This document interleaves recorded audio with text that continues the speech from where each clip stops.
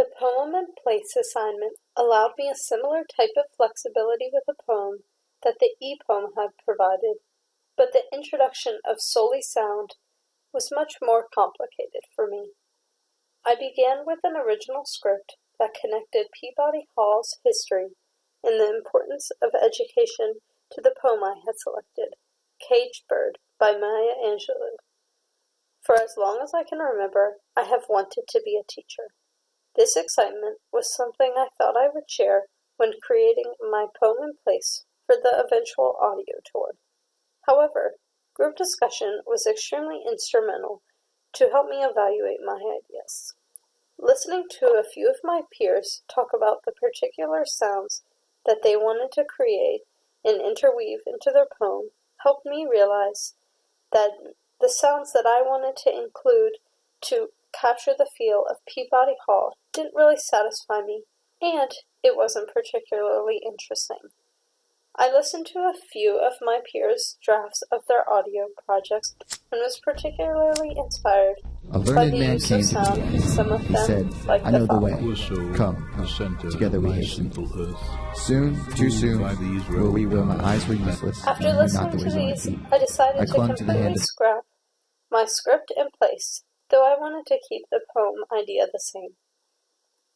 I decided to change my idea to another place that consistently inspires me, the sundial.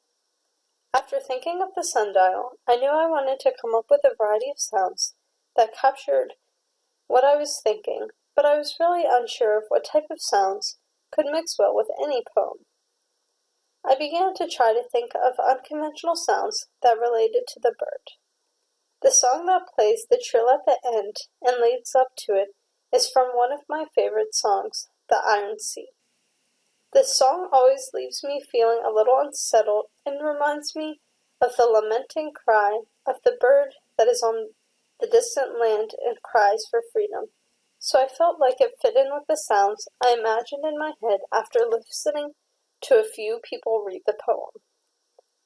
I reached out to someone who I watch on YouTube and asked her if she would mind reading the poem for the assignment, as I felt like her voice would best fit the mood I was trying to convey, and it would give a nice break in between my voice and the sound mixture I used.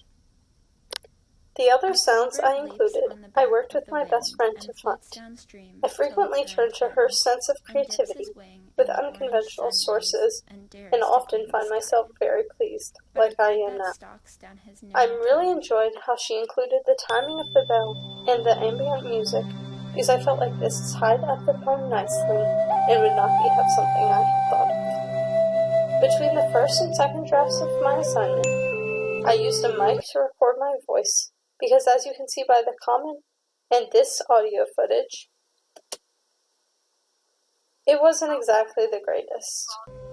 I also decided to change some of the audio labels as well as trying to make smoother transitions, which was slightly easier this time around because I was more comfortable using Audacity. However, I did find this assignment perhaps the most challenging because I found Audacity at points extremely difficult to work with because I couldn't always see every track I was working with directly in the same spot, and therefore it felt a little bit difficult to manipulate.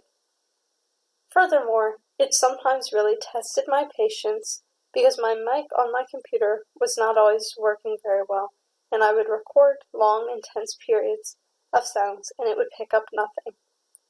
However, I really enjoyed the variety I was granted when I was only allowed to pick sounds, because this challenged my creativity a lot. However, I felt at points there were maybe images I wish I could convey through particular ideas. But this assignment really taught me a lot about how sounds create moods and atmospheres, and how to alter this in different ways to create interest for both yourself and others.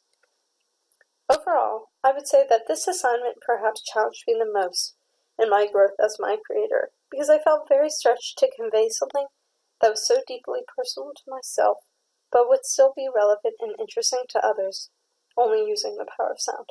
I hope you enjoy.